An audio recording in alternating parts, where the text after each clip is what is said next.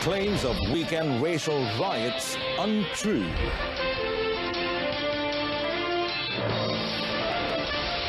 Police to probe video of pupils singing Negaraku in Mandarin.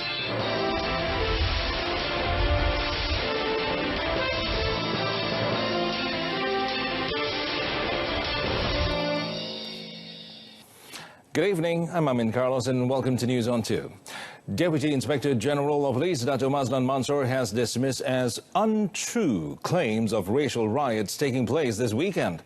In a statement released, Dato Mazlan said the audio recordings were created by unscrupulous parties with the intention of intimidating and provoking public outrage. Now, as such, Dato Mazlan advised the public not to use social media platforms and other communication networks to disseminate information that may provoke racial sentiments or touch religious sensitivity.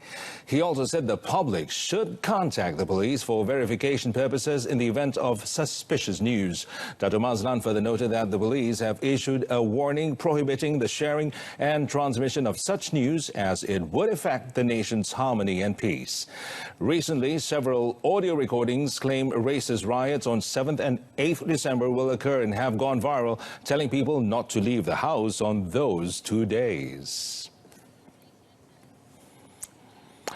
Bukit Aman CID Director Dato Huzair Muhammad says police are opening an investigation over an allegation that students at a school sang Negaraku in Mandarin as viraled on the social media today. Well, commenting further on the matter, Dato Huzair said the video is an old one. However, an investigation will be conducted on the allegation. Today, the Ministry of Education, in a statement released, said that the ministry would not compromise with any quarter which flouted the rules involving the Malaysian Constitution, whether deliberately or otherwise. The 1 minute 23 seconds video, which showed students singing Negaraku in Mandarin, was allegedly recorded on 26 September 2018 at a school in Seremban, Negeri Sembilan. The Kuala Lumpur High Court set 9th January next year to hear the application of UMNO Supreme Council member Dato Lokman Nur Adam to set aside the leave obtained by Attorney General or AG Tan Sri Tommy Thomas to initiate committal proceeding against him for allegedly intimidating a witness in Dato Sri Najib Tun Razak's One Malaysia Development Berhad 1MDB case. Now, Judge Colin Lawrence Sequeira set the date during the case management today.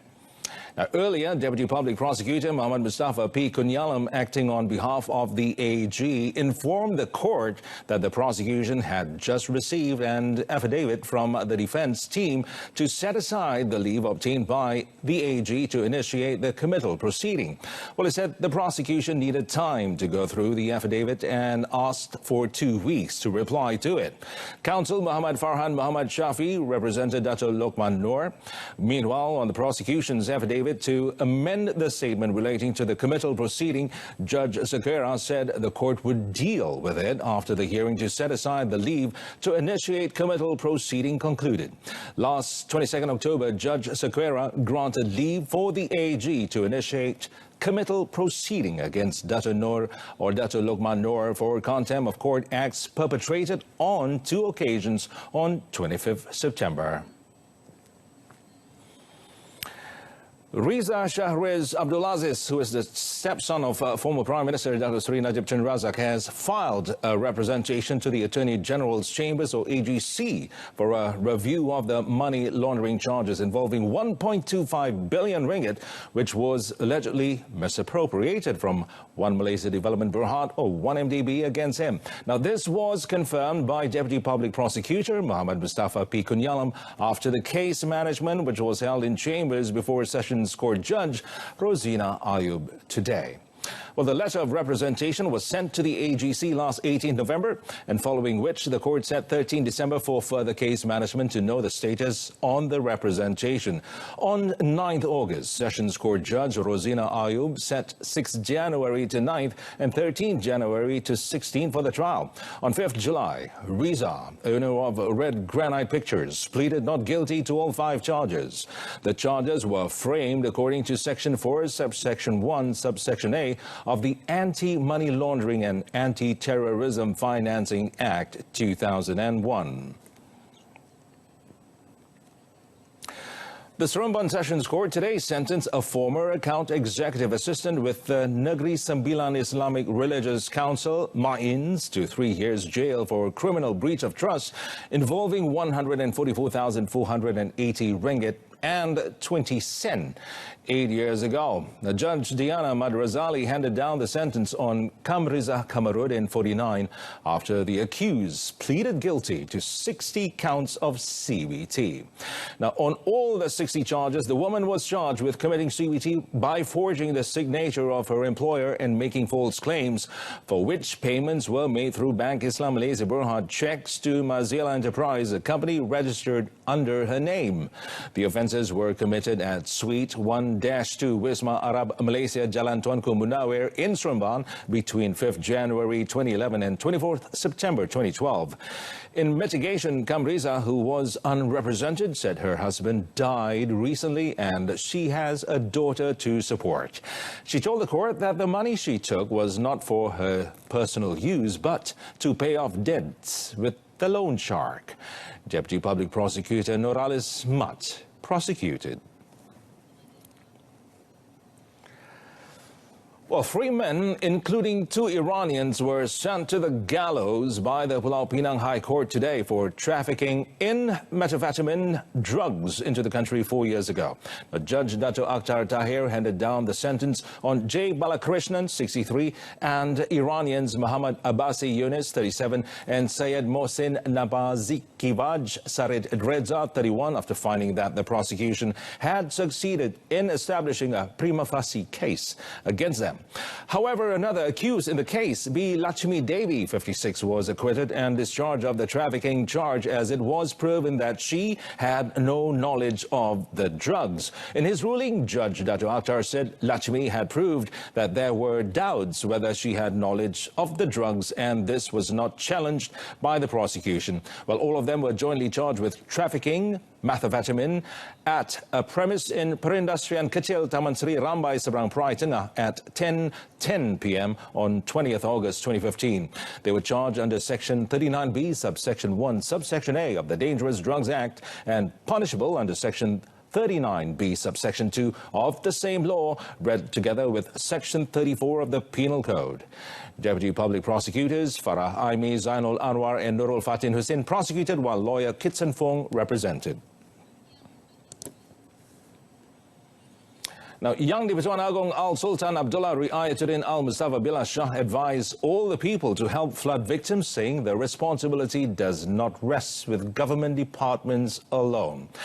His Majesty, who himself has stopped by along several roads to check on accident victims, said the people must come forth with assistance with all sincerity.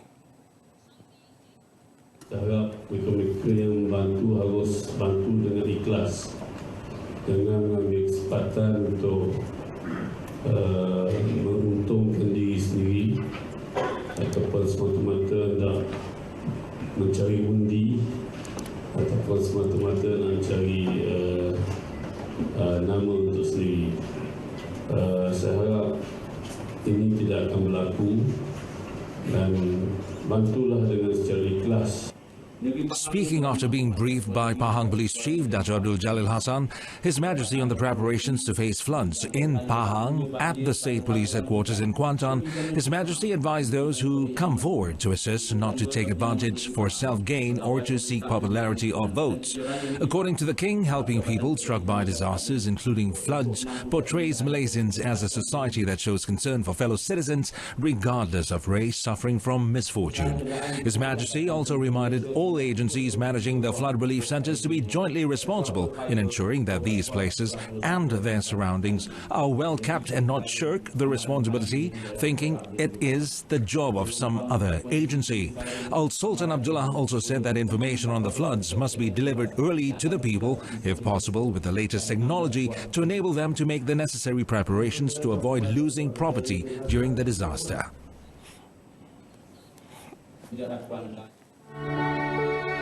Kerajaan sentiasa berusaha memastikan koordinasi dan penyelarasan pengurusan bencana dapat diuruskan dengan lebih cekap dan efisien. tabung bantuan bencana negara yang telah dilancarkan pada 8 Oktober 2019 akan dapat menyelaras bantuan yang anda sumbangkan. Saya berharap kewujudan tabung ini dapat menggalakkan penglibatan orang ramai untuk membantu mereka yang memerlukan.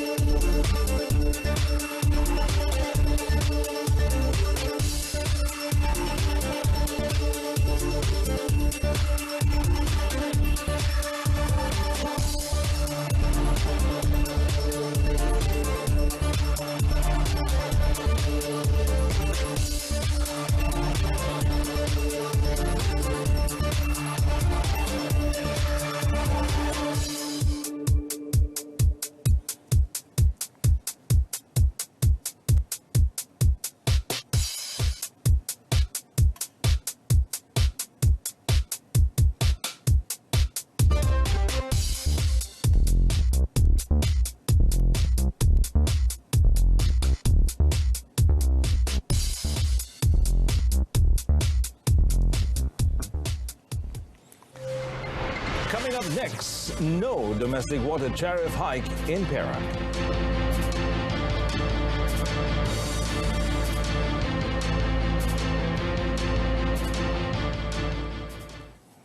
Well, Perak will not raise the domestic water tariff despite expectations they will go up nationwide next year. Menteri Besar Dato Sri Ahmad Faizal Azumu said the Perak Water Board, LAP, and the authorities had discussed the matter recently, but the state government had no intention to raise water tariffs.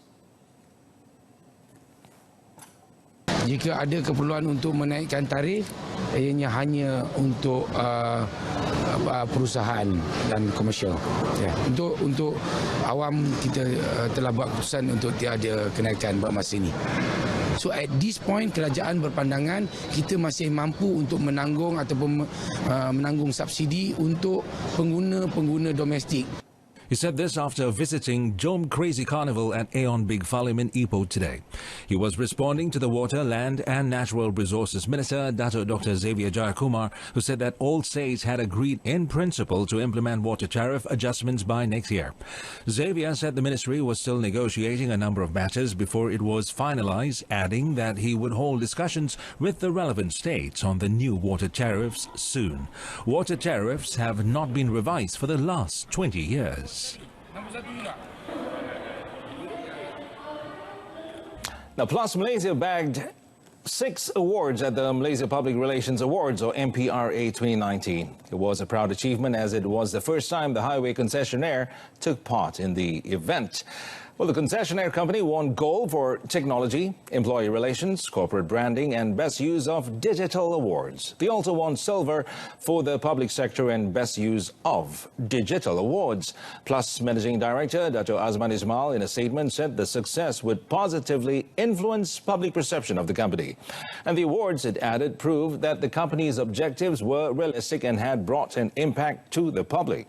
MPRA, which is annually organized by Public Relations and Communications Association of Malaysia, or PRCA Malaysia, an independent non-profit organization representing public relations and communication practitioners, either working in-house or in consultancies. Westports Holdings Berhad, or Westports, on Thursday became the only terminal in Malaysia to handle an all-time record of more than 10 million 20-foot equivalent unit, or known as TEUs, of containers this year. Well, 10 million TEUs was achieved after the company's container handlings rose 14% to 9.89 million TEUs during the first 11 months of the year between January and November. Well, in the past 25 years, Westports has handled a cumulative total of more than 110 million TEUs of container throughout and 250 million tons of many types of conventional cargo. By weight, the total shipments handled is more than 1.3 billion tons. And according to Westport, the 10 millionth container was handled by utilizing the services of WEX for Asia West Africa. It said strong support from the Port Klang Authority, or PKA, and Ministry of Transport Malaysia through proactive policies and high-level marketing in 2019 had also contributed to Westport and Port Klang's achievement of strong growth thus far in 2019. While PKA had forecasted that its container terminals combined, which included Westport's, could handle 13.25 million TEUs this year and thus maintain its ranking in the World Container League for 2019. So with greater challenges expected in 2020, PKA said its terminals, including Westport's, would work continuously towards providing better facilities and services to meet customers and stakeholders' expectations. We begin with the 30th SEA Games. Wendy Ng Yan Yi and Jasmine Lai Pu Yi won the gold and silver medal, respectively, in the women's individual 3 meters springboard at the new Clark City Aquatic Center today. Wendy collected 298.9 points to erase her disappointing outing during the 2017 edition to take the gold medal. Jasmine Lai, meanwhile, had to contend with the silver medal with 241.95 points, while the bronze medal went to Vietnam's Ngo Phuo Mao, who recorded 241.25 points. Previously, Wendy Ng was banned for 8 months for failing a doping test at the Kuala Lumpur SEA Games in 2017. Well, Wendy was tested positive for sibutramine, a stimulant commonly found in slimming products. She eventually had to return the 2 gold medals she won in the 3-meter springboard individual and synchro event with Nurdabita Sabri at the KLC Games.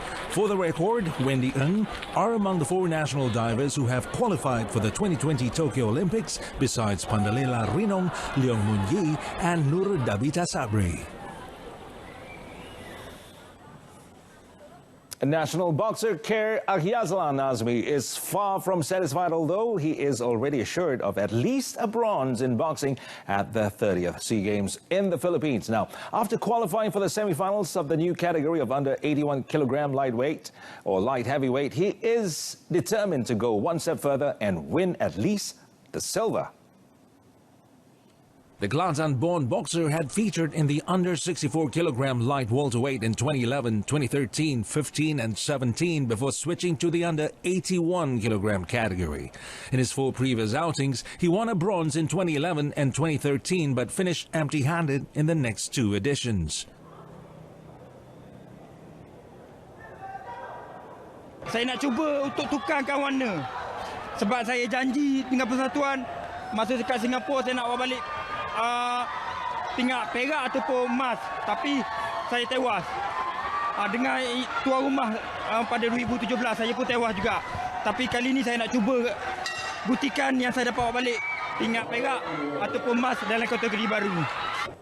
Khair Aghiazlan, 28, made it to the last 4 after beating Myanmar's Tun Yelin 5-0 in the quarterfinals at the Philippine International Convention Center in Manila today. He will meet Thailand's Anavat Tongkrathok in the semi-finals on Sunday. Earlier, 2 other national boxers, James Wong Lee On in the under 52 kilogram flyweight and Arfikani Ahmad Anshori in the under 60 kilogram lightweight, were knocked out by their opponents. And that concludes this evening's News on 2. In our top story, claims of weekend racial riots untrue.